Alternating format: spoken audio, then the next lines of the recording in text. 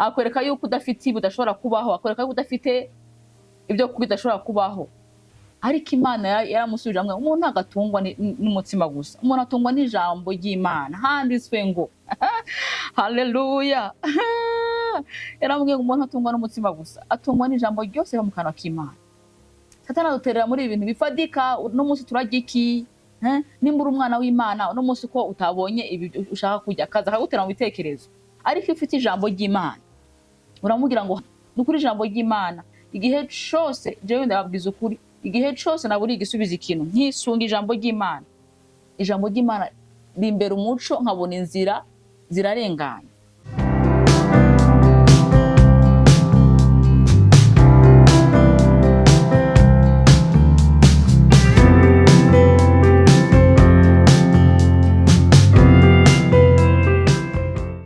Shalom bene data, ndi kandi kubasuhuza aho muherereye mwese. Ubuntu bw'Imana yacu bukomeze bubane namwe. Turashimira Imana kandi yongeye kutubonera kano kanya keza ko kuza ngo dusangire ijambo ry'Imana, Imana yaduze ku mutima. Twongere tuvuge neza y'Imana, tuvuge urukundo rw'Imana, tuvugira neza kw'Imana, tudahengesha kugaragara ku buzima bwacu uko bukeye n'uko bwije. Rero aho muherereye mwese, umwuka w'Imana abasange, abaganirize ijambo ry'Imana. Buriya umuntu ariko araryumva nawe agira ukundi umwuka wera agenda amusobanurira icyo umwuka wera abereyeho. Rero umuntu wese ahari tumuhaye ikaze mu ijambo ry'Imana. Ego reka dushime Imana itubone kano kanya ama tubone gusangira ijambo ry'Imana. Imana tuguhaye icubahiro, turagushimiye ugira kandi wowe utwemereye kongera kuba imbere y'inyonga zawe, twemereye kongera kuza utwongere tuvuge ijambo ry'Imana, dusangire na bene data ico wadushize ku mutima. Reka rero Mwami tugushimire ko tuboneye Mwami wanje uyu munsi mwiza kugira ngo tuwunezererwemwo. Reka ubuntu bwawe busanga umuntu wese ahari, umuntu wese ahaherereye, umugirire neza, abone neza yawe, umugisha wawe usanga umuntu wese ahari abone kugira neza kwawe, imbabazi zawe zitwikira umuntu wese ahari, amaraso yawe agaragare kuri buri wese. Hasigaye icubahiro cawe kiganze hagati muri twebwe, tubisenze mu izina ryawe rya Yesu Kristo wapfuye kandi akazuka, amen. Reka rero dusangire ijambo ry'Imana Imana yashize ku mutima. Umutwe w'ijambo uravuga ngo uhiriwe ninde? Ninde uhiriwe? Uhiriwe ninde muri kino gihe ca none? Umutwe w'ijambo aho tugiye gusoma muri Luc 11, ni muri Luka 11 umurongo 27 niho duhera. Haravuga ngo Yesu yima abayuda ikimenyetso. 27 haravuga ngo akivuga ibyo, umugore wari muri iryo teraniro ashira hejuru aramubwira ati, hahigwa inda yakubyaye n'amabere yakonkeje. 28 nawe akavuga ngo nawe aramusubiza ati ahubwo hahigwa abumva ijambo ry'Imana bakaryitondera. Yesu ashimwe. Iri jambo nshaka tuganira ni ijambo rivuga ngo ninde uhiriwe? Ninde uhiriwe? Hano baratweretse kuri iyi passage uyu mugore avuga aya magambo abwira Yesu ngo harahiriwe. Yarahagaze muri public abantu benshi.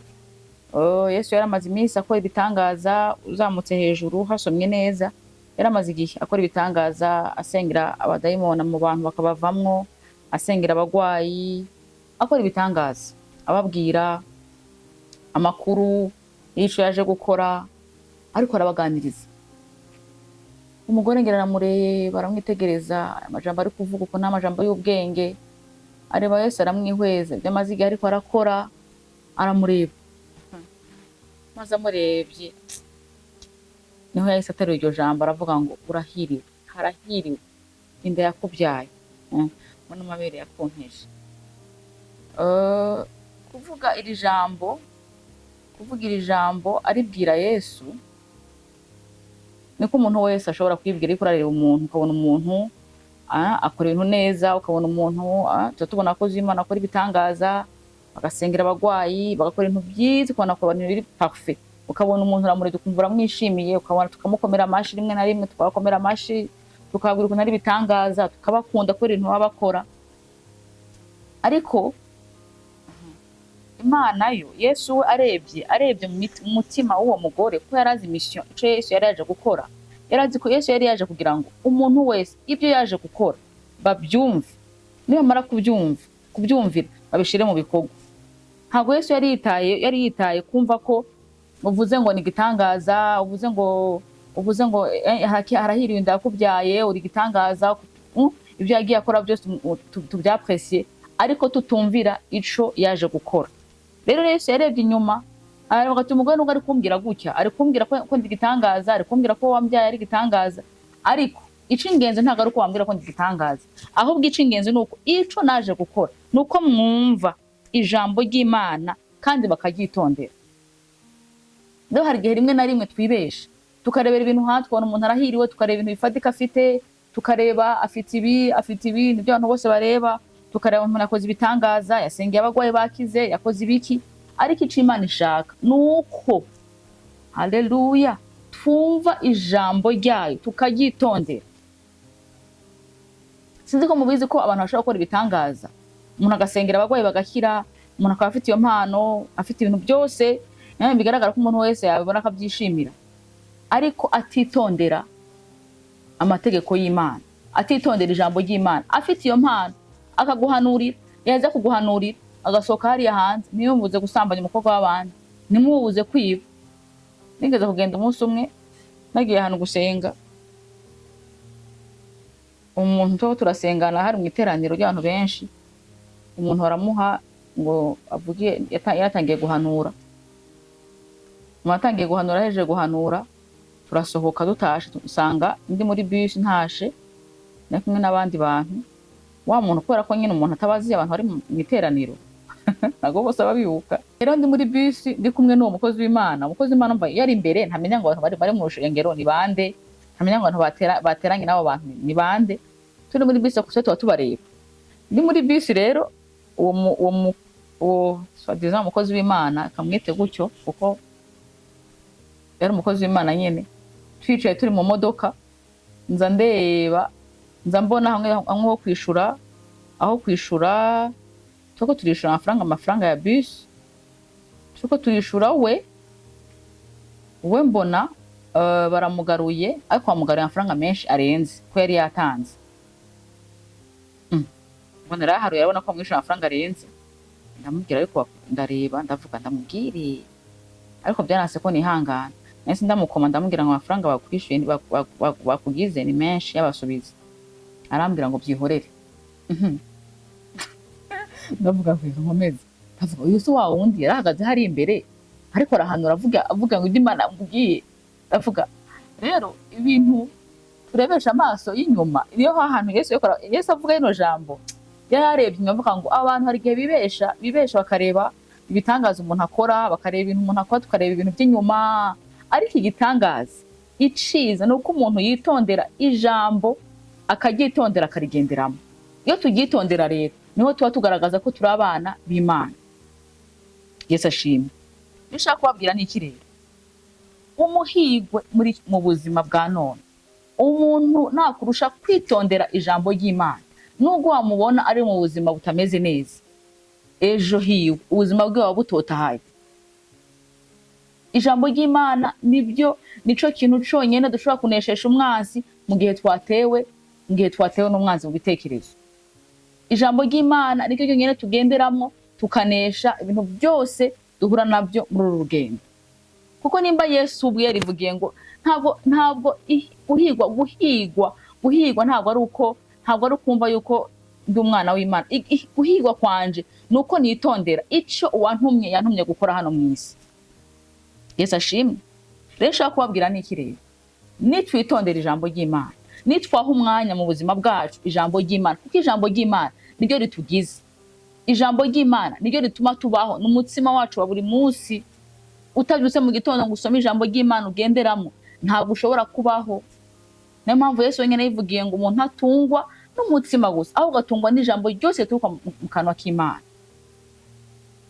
Rero mwibuke neza yuko ikintu cyatsinze Satani ariko aragerageza Yesu ari mu masengesho ya masengesho afite iminsi 40. Satani yaramusanze aramuganiriza. Amuganirije aramugaza, aramubwira ngo amugira nyine amutestinga, aramubwira ngo ntiwirurutse ngo wikubita hasi kuri umwana w'Imana. Yesu ikintu yamubwiye gutera, aramubwiye ngo handitswe ngo ntukagerageze umwana w'Imana. Yongera kandi aramugerageza, aramubwira ngo none ngo ku bintu byose ngo biri hano mu isi.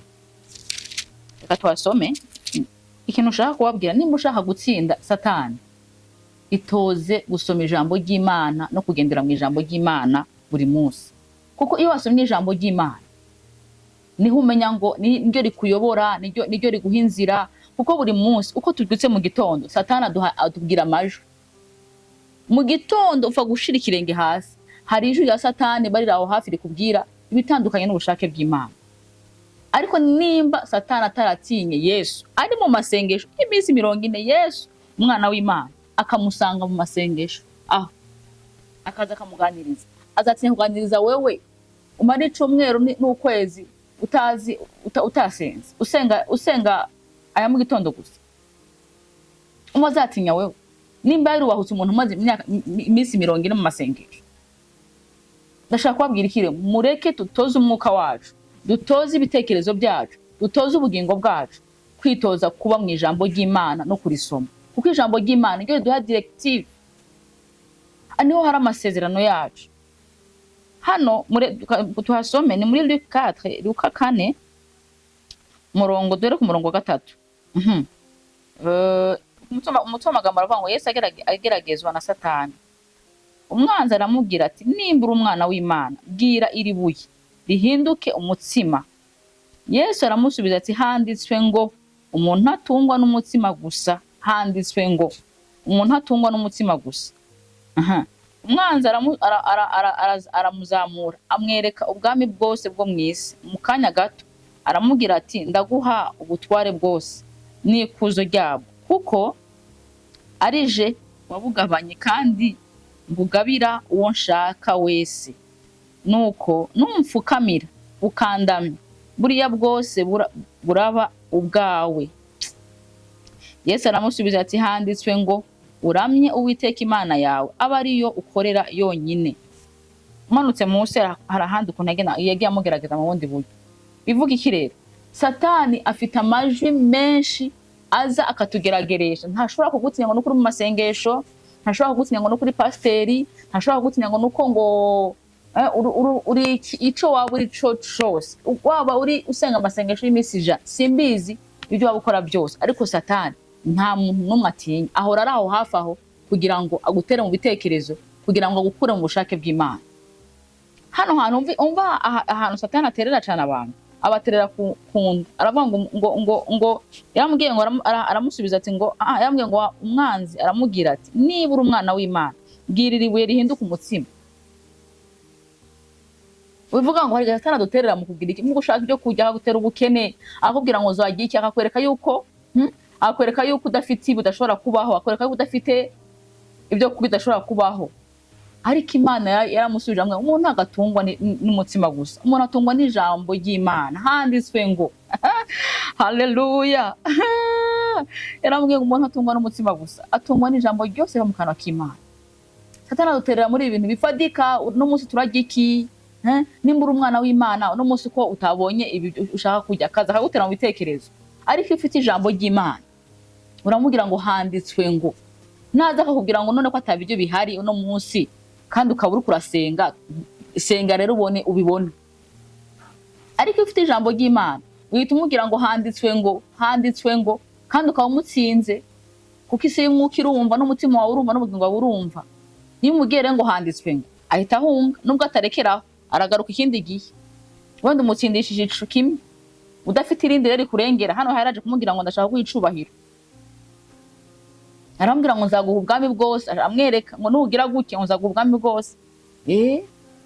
Akaza akaguhendesha ngo nukora gutya ndaguha icubahiro, ndaguha autorité, nukora gutyo ugasanga rimwe na rimwe ukoze ibintu bitari mu bushake bw'Imana kugira ngo ubone ico cubahiro, kugira ngo ubone ibyo bintu byose wumva. Abantu baje mu bintu bidafite umumaro, wagiye gushaka ibintu kugira ngo babone ibyo byubahiro canke babone bemegwe, ariko udafite icandizo uraja muri ibyo bintu byose bitagira umumaro, bitandukanye n'ubushake bw'Imana. Hano hantu Yesu yahise amubwira ngo handitswe ngo uramye Uwiteka Imana yawe, aba ariyo yonyene ukorera yonyene. Rimwe na rimwe hari igihe rero abantu babesheshwa n'amajwi ya Satani akavuga ati ca hano ca hariya, nuca hano biragenda gutya, ariko iyo udafise icandizo umuntu wese araza akagukurura akagutwaraho aho ashaka, kuko ntufite ijambo ry'Imana wibitseho. Yesu ashimwe. Ijambo ry'Imana handitswe ngo ubu nyene aho wicaye ikigerageza ikintu amajwi yose wagira wayasubiza iki? Erega Satani arakuganiriza nawe ugomba kumusubiza. Uramusubiza iki? Udafite ico umusubiza rero aragutwara. Rero ndabinginga bene data, nimba twarasogongeye tukamenya ko Yesu agira neza, turi abana bayo, mureke tugendere mu ijambo ritubeshaho. Hari ikintu abantu batarasobanukirwa, buriya nta handi hantu, nta bundi buhanuzi, nta handi ushobora kwitega ijambo rikubeshaho ry'ejo hawe hazaza rya buri munsi, usibye hano muri Bibiliya. Paulo nawe yavuze ngo ibi byanditswe hano byose byahumetswe n'Imana kugira ngo bitubesheho, kugira ngo bitwigishe, bidushire ku murongo, bitwereke inzira tugomba kunyuramo.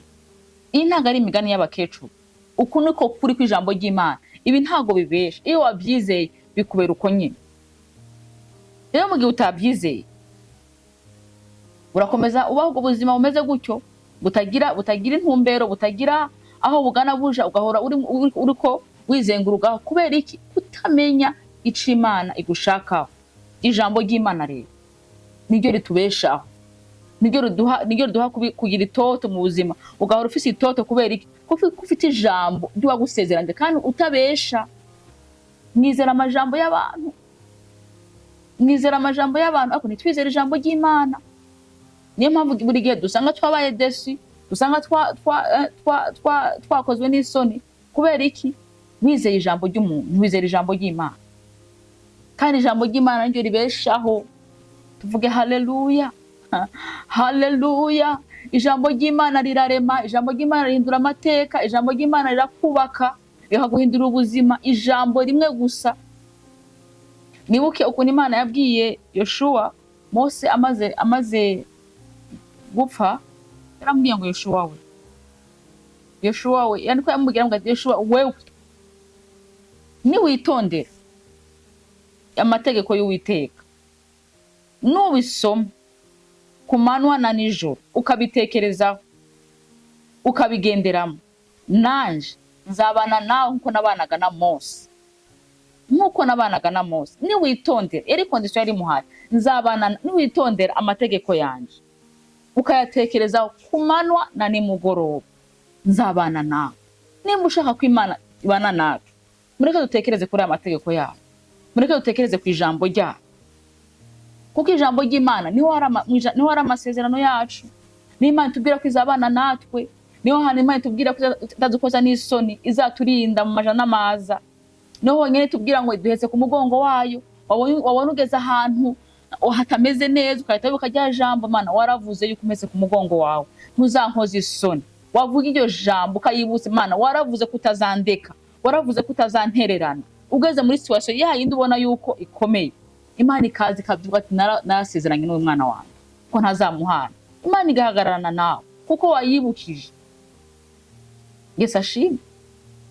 Ndababwiza ukuri yuko igihe cyose dufite ijambo ry'Imana mu mitima yacu, twatoje umwuka wacu gusoma ijambo buri munsi, buri gitondo, tugendana nayo, tugenda dufite amahoro n'ubutsinzi.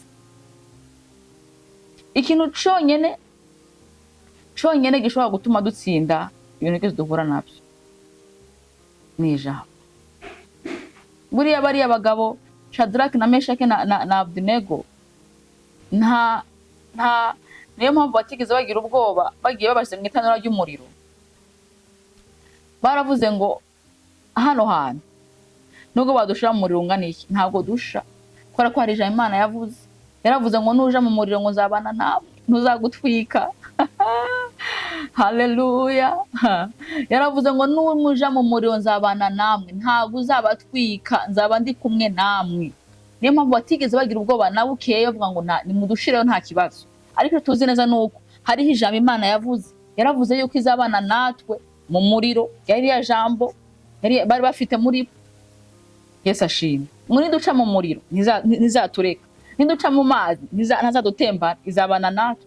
Iyo ufite iryo jambo nubwo biza urahagarara ukema ukavuga ngo hari ico Imana yavuze muri situation, hari ico Imana yavuze. Imana yaravuze ngo izadukiza ubukene bwacu bwose. Iyo ugeze muri situation yo kubona atabushobozi ufise uvuga ngo Mana si wowe wavuze, si wowe wavuze yuko uzadukiza ubukene bwacu bwose.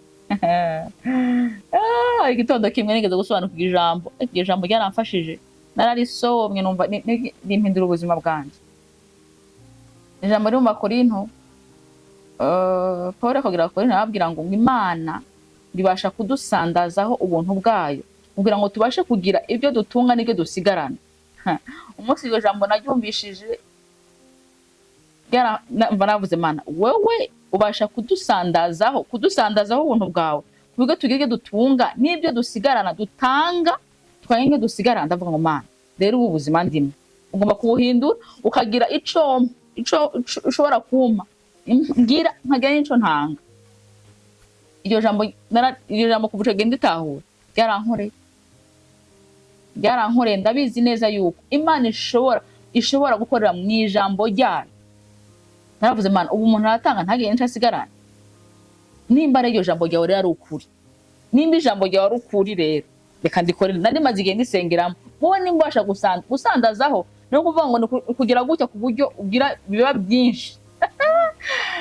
Ijambo ry'Imana igitangaza. Haleluya, haleluya. Ijambo ry'Imana rirarema, rihindura ubuzima umwanya n'umwanya nko guhumbya.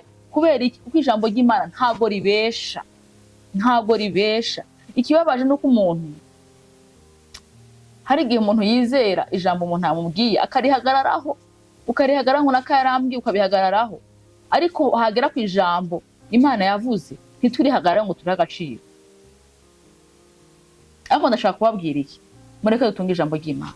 Dawidi niwe yaravuze ngo nabitse ijambo ryawe mu mutima wanje kugira ngo noye kugucumuraho. Iyo ufite ijambo muri wewe wirinda gucumura ko ubuzi neza ko Imana iravuga iki kuri kino kintu, iravuga iki kuri kino kintu ngiye gukora, iravuga iki kuri kino kintu ngiye gukora. Kumva ijuru kubwira ngo ikintu ntabwo ijambo ntabwo ryemera yuko umukristo yitwara gute. Ijambo ntabwo ryemera ko umwana w'Imana yihorera. Ijambo ry'Imana ntabwo ryemera ko umwana w'Imana abesha. Ijambo ry'Imana ntabwo ryemera ko umwana w'Imana asambana. Iryo jambo ukabuzi ko ayo mategeko y'Imana biri hano muri Bibiliya, ukabuzi yuko Imana ntibyemera ukarigenderaho. None Dawidi yavuze ngo nabitse ijambo ryawe mu mutima wanje kugira ngo noye kugucumuraho. Ariko twebwe ijambo ry'Imana turarisomerwa tukaryumvira ku bandi gutyo, ariko ijambo ry'Imana ribereyeho kugira ngo ritube n'umutima wacu wa buri munsi. Yesu ashimwe. Ijambo ry'Imana nico conyene ishobora gutuma ukura ku munsi ku wundi, ukaritekerezaho, wamara kuritekerezaho ukaribwira n'abandi. Rero ndakwinginga mwene data ukunda ijambo ry'Imana. Hari abana y'u Burundi bigeze kuririmba indirimbo ivuga ngo je ndakunda ijambo. Kare karimbo ndarakunda cyane. Ijambo ry'Imana n'ubuzima. Ijambo ry'Imana ngiri tubeshaho, ngiri kubwira ngo ngiye nebuka wageze muri situation wagwaye ukumva ijambo rakubwira ngo ijambo rikubwira ngo mishago Imana twakiriye ingwara. Wayitekerezaho ukamenya ngo Imana ko yavuze ko mishago Imana tuzahakirira ingwara muri yo. Ni gute ingwara imereye gute? Ukayihamagaza Imana ikagukiza, ikagukura aho hantu uri. Kuko ingwara ibintu byose ducamo hano birahari, ntabwo tuzabikura aho kubizakugwaho n'iki Imana bivuzeho. Yesu ashimwe. Ikintu cyose, ibintu byose byaremwe n'ijambo ry'Imana. Rero ijambo ry'Imana rigomba kuba muri twebwe kugira ngo turabwire ibintu byose biduhagaze imbere. Ukabona abana bawe byanze ukuntu biga, byanze ukahita uvuga ngo Mana hari ijambo rivugaho bino bintu, waravuze ngo uzatwigishiriza abana bacu. Rero ntabwo tugomba kubaho nkaho mengo dufite ico Imana yatubwiye, turiho kubwica Imana yavuze. Yesu ashimwe. Ora ni situation umwana ukavuga ngo mwana tekana, ico nzi neza nuko Imana yavuze ko izatwigishiriza abana. Imana igaca inzira, ukabona ici inzira mu buryo budasanzwe kuko wabyizeye kandi wakomeje kubibwira Imana, waravuze ko uzanyigishiriza abana. Ukabona Imana ihamagaye mutera nkungi yo ikwigishiriza umwana arize arahejeje. Kubera iki? Kubera ko wizeye ico Imana yavuze kandi wakomeje kubitekerezaho. Ubwo yaravuze ngo kubitekerezaho ni wizera ijambo ryanje ukaritekerezaho ku manywa na nimugoroba. Nturitekerezeho uyu munsi gusa ngo urireke, ahubwo uritekerezeho ku manywa na nimugoroba, ukomeza kubyatura. Tubone impinduka. Situation yose waba urimo ifite ishivuga ku ijambo ry'Imana. Ejo bundi minsi ishize niho nigeze kuba nayimve muri douche, ngize gucya n'umusonga. Mama numva ikintu kiramfashe ku buryo namaze inkota nkinga ntashobora guhindukira, ntashobora kugira gutya mbastake. Ejo irambwira ngo kuko abantu baje bapfa. Uko niko abantu baje bapfa, ukabona baragiye. Numvise urimbwiye ko ndavuga ngo Mana reka rero tugane n'iki kintu wakintu. Ndashaka kubwira ko hano hantu atari ubuturo bwawe, uyu mubiri ni ingoro ya Mpwemu Yera. Ndakubwira rero ngo sohoka usubire iyo uvuye wakintuwe, sinzi aho uvuye. Bivuga ku bukebuke ndagasohoka, namaze umwanya meze nabi. Ariko ngize guke sinzi ukuntu cyahise gisohoka kiragenda kubw'ubuntu bw'Imana. Rero ndababwira iki? Ijambo ry'Imana niryo ryonyine dushobora gutsindisha ibintu byose biba bije biduhiga. Nta kindi kintu na kimwe. Mu Efeso igice cya 6 niho havuga ku ntwaro z'umukristo. Bakavuga gukiranuka, bakavuga ukuri, bageze ku ijambo ry'Imana, bavuga ngo ijambo ry'Imana ngo muyitware nk'intwaro, nk'inkota icaye. Tuvuge haleluya. Inkota icaye bivuga iki rero? Iyo ufite ijambo, ufite inkota yo kudetruiza, yo kwica ico kintu kiba kije kuguhiga. Kuko ufite ijambo ry'Imana, ijambo ry'Imana riratweza, ijambo ry'Imana duha kuba mukuri, ijambo ry'Imana niyo bouclier, nico kintu kiduha kugendera mu kuri kose.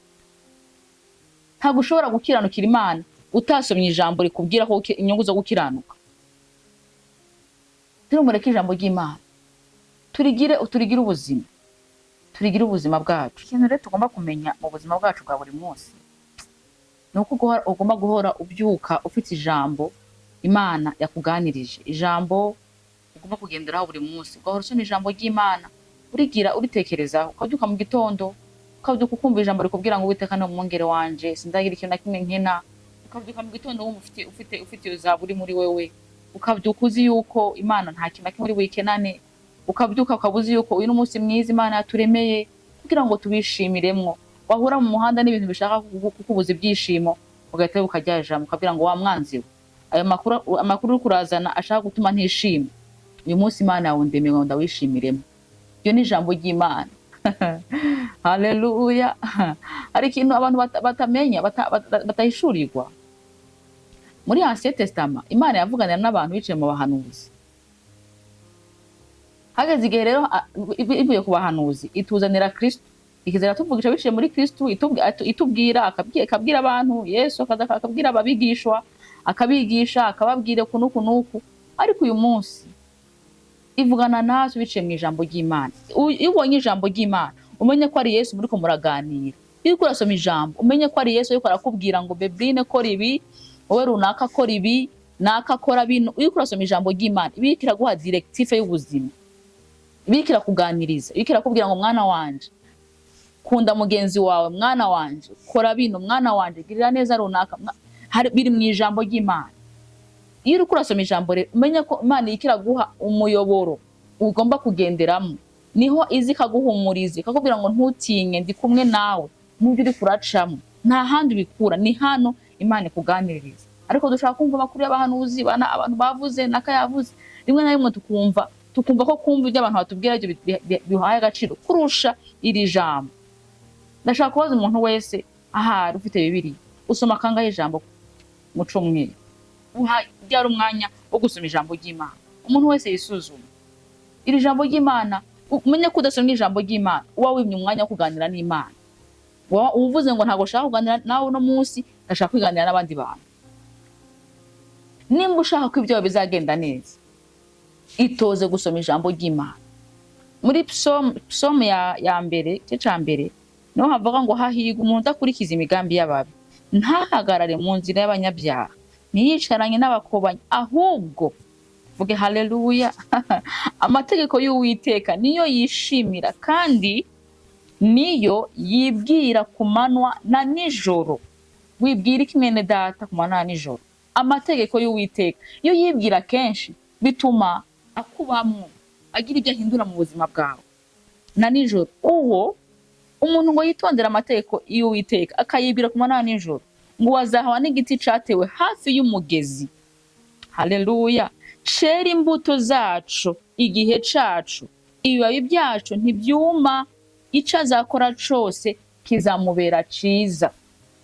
Kizamubera ciza byagenze gute? Kubera ko yatoje umwuka wiwe n'ibitekerezo byiwe gutekereza ku ijambo, ku mategeko y'Uwiteka. Ico azakora cose kizamubera ciza. Kubera iki? Kuko yatoje ibitekerezo byiwe n'ubwenge bwiwe gutekereza kuco Imana ivuga. Ibibabi byacu ngo azamera nk'umuntu ngo yatewe hafi y'umugezi, amababi ahorana itoto, ahorana ubwiza, ahorana amahoro, ahorana ibyishimo. Kubera iki? Kubera ko yatoje umwuka wiwe kugira iki? Gusabana n'Imana biciye mu ijambo.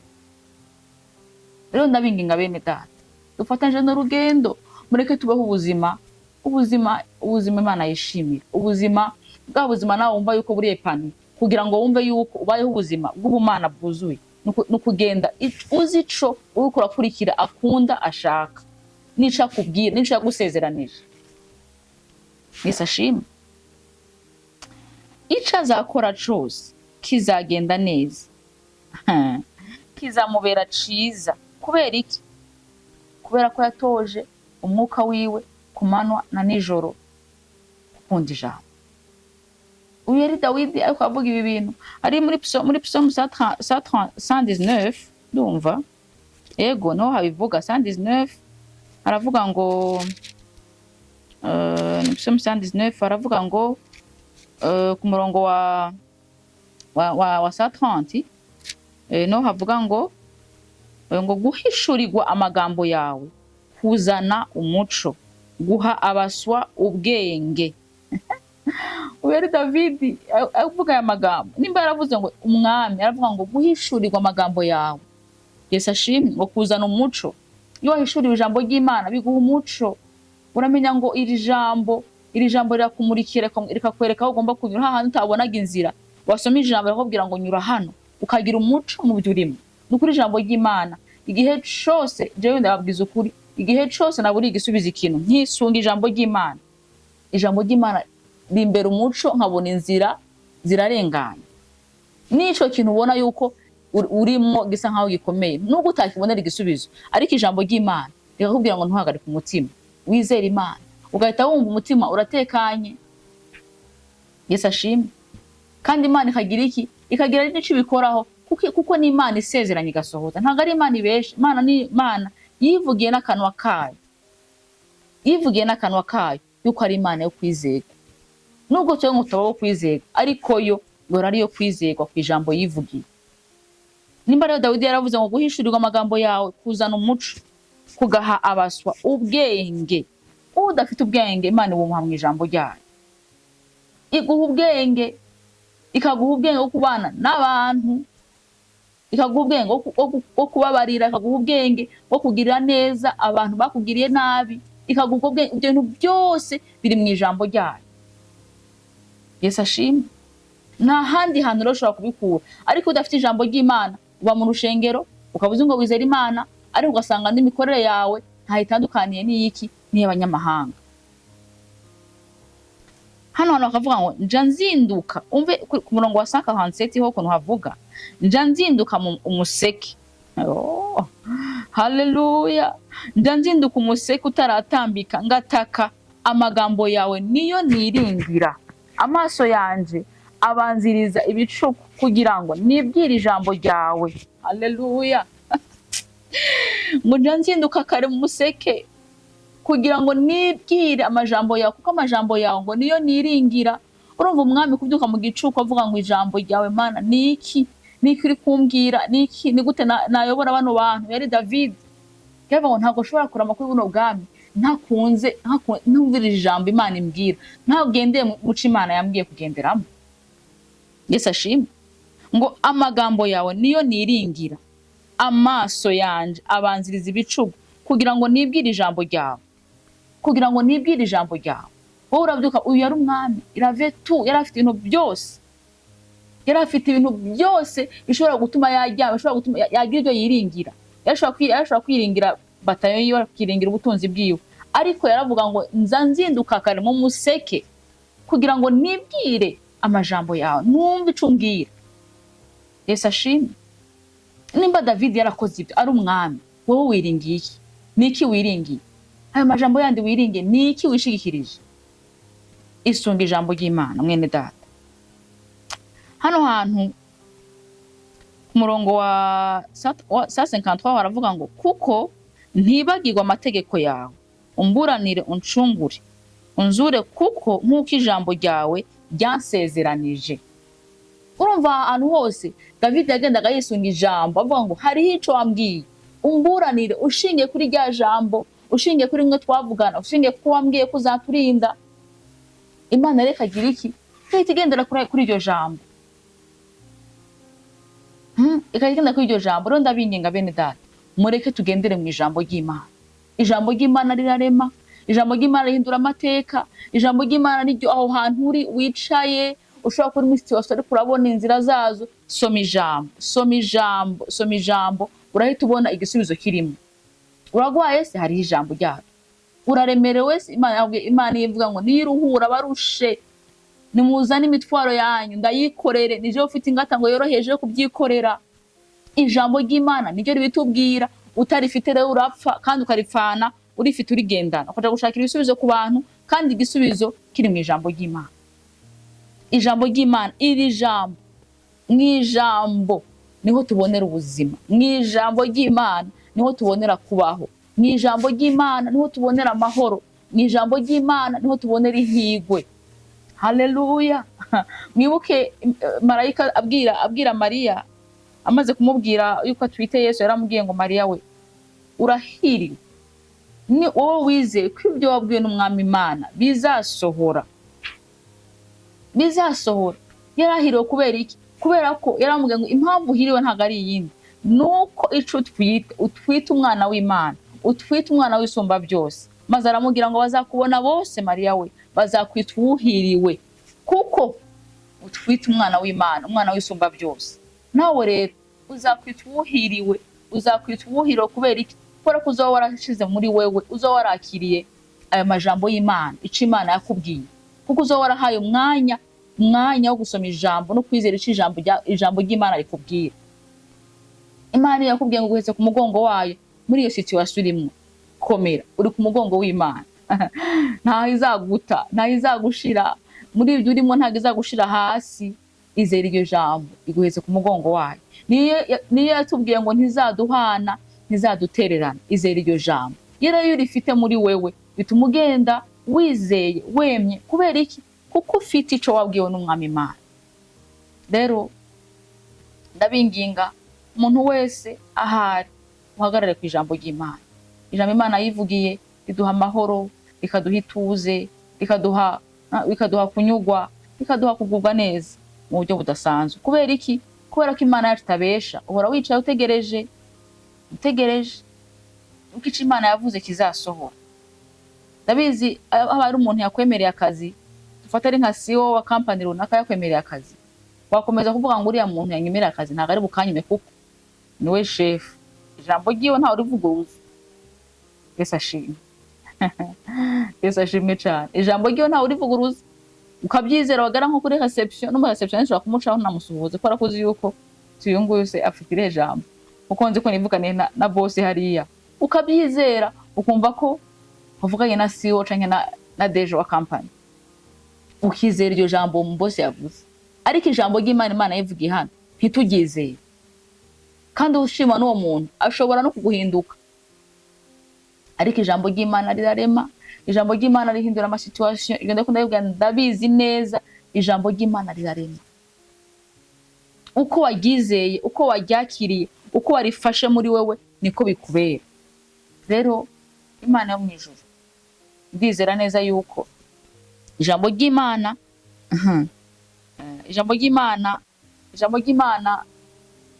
ntago ari ikindi. Ijambo ry'Imana niyo Mana, niyo Mana. Nusoma ijambo uzomenya ko bavugana n'Imana neza, kuko nta handi hantu Imana isigaye tuvugana nayo bishimye atahandi ni ijambo ry'Imana. Imana yo mu ijuru iduhana umugisha, wumve yuko ndakwinginga ubeho ubuzima ko kusabana n'Imana bice mu ijambo ryayo. Ni ijambo ry'Imana niwe wonyene twibutse Imana twagira ngo Mana niwe wavuze, niwe watubwiye yuko utazaduhana, yuko utazadutererana. Ijambo ry'Imana ni inkota. Birega tuvuga ngo abarozi baturoze, abarozi barazanye myuka mibi. Iyo n'uwo murozi yaje agasanga ufite ijambo, niyo mwuka ugasanga ufite gukiranuka muri wowe, ntago bigira impact kuri wewe, ntago bigukoraho, biraza bigasubira inyuma. Ariko kubera ko bize bigasanga turi mu ntege nke, bigasanga n'ijambo ry'Imana turi vide, umwanzi araza akadutera byoroshe, tugasanga byoroshe cyane. Ariko iyo watoje umwuka wawe gusenga, gusoma ijambo, uranesha. Rero iyo nasenga rero udasoma n'ijambo, ntabwo bigira imbaraga. Bigira imbaraga igihe cyose ibintu wabihuje. Umuntu yatoje umwuka we gusoma ijambo ry'Imana, uwo muntu aba amahoro, akabaho ubuzima buhesha Imana icubahiro mu byo akora byose.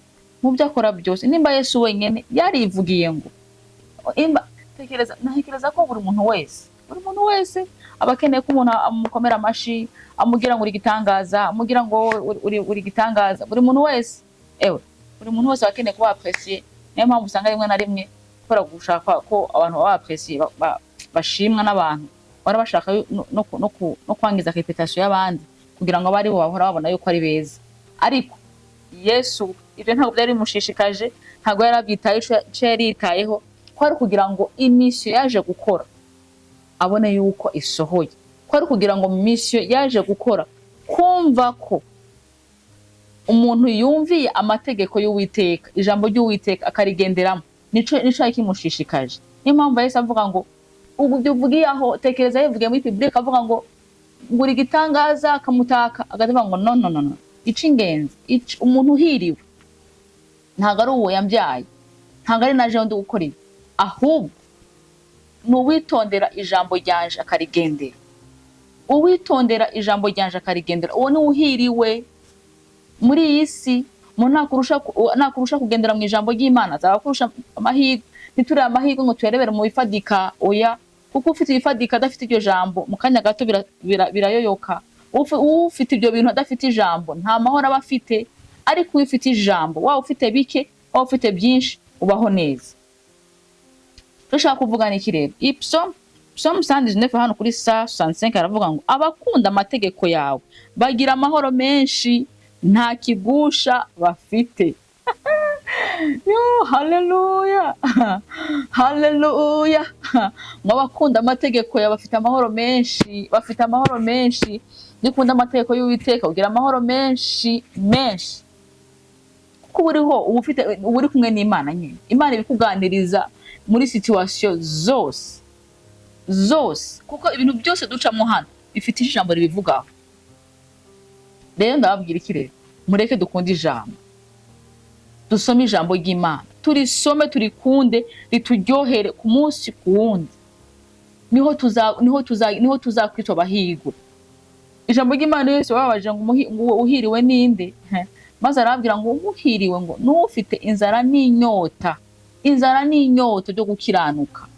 Niwo muhirwa, uhiriwe inzara n'inyota byo gukiranuka no kugendera mu mategeko y'Uwiteka. Ntabwo ushobora gukiranuka rero utagira iki, udasoma ijambo ngo wumve icyo ijambo rigusaba. Rero ndabinginga ngo mureke dukunde ijambo ry'Imana. Uhiriwe, nimba ushaka guhirwa muri uru rugendo, nimba ushaka kwitwa uhiriwe nk'uko Yesu yabivuze, ngo ugendere mu ijambo ry'Imana. Ijambo ry'Imana rikwegereza Imana. Ijambo ry'Imana rirakubwira ngo mu byo kuracamo, egera Imana, usaba imbabazi, rakwiyegereza, ukumva ntutereranye, ukumva ufite umuntu muri kumwe ukumva ufite umuntu ugukunda urukundo utagira akagero. Kubera iki? Kubera ijambo, kubera ko mwaganiriye n'uyu muntu. Uyu ni uwo muntu muganira, niwo muntu muganira ntakuvemwo, niwo muntu muganira mugasabana, ukumva uranyuzwe. Rero ndabinginga mureke dukunda ijambo, dukunda ijambo. Nibuka abigishwa Imana yabohereje kuvuga ubutumwa, maze bagiye ariko Yesu yarafite gusubiza abantu mu buryo budasanzwe. Yaragiye bavuye kubwiriza no gusengera abagwayi. Bagarutse baraza batagutanga raporo nyine, abwira Yesu, baramubwira ngo abadayimoni, ngo twasize abadayimoni mu izina ryawe baratwumvira, twasengeye abantu bigenda neza. Yesu arangije arabareba, maze arababwira ngo bishimye cyane. Bari bishimye, bari excited, baryohewe ukuntu bakoze, ariko vraiment atari na byiza kuza kubabwira ko babikoze neza. Ariko Yesu Yesu areba inyuma, areba behind, ntago areba ibyo ngibyo twakoze ngo areba imitima yacu, akabona abantu byo barakora, akatureba akareba ibyo barakora, areba inyuma y'igitugu turakora. Maze arababwira ngo mwishimire, ngo ntimwishimire ko ngo abadayimoni bavuyemwo babumviye, ntimwishimire ibyo, ahubwo uco mugomba kwishimira, mwishimire yuko amazina yanyu yanditse mu gitabo c'ubugingo.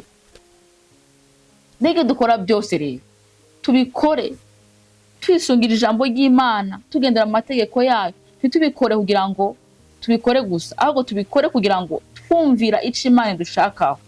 Wenda n'abaravuga ati abantu baje birata, baje bafite za kamere zabo, baje bafite ibiki, nubwo bariko barakora ibyo bintu byose, ariko ico ingenzi bagomba kumenya ico ingenzi, nubwo twakora ibyo bintu byose bakadukomera amashi, bagakuma amashi ngo wakoze ibi, ico ingenzi ntago ari ikintu, nuko amazina yacu twakwishimira ko amazina yanditse mu gitabo c'ubugingo. Rero uhiriwe ninde mwene data, nuwumvira ijambo ryanje akarigenderamo. Rero Imana mu ijuru iduhana umugisha, mureke tugendere mu ijambo ry'Imana.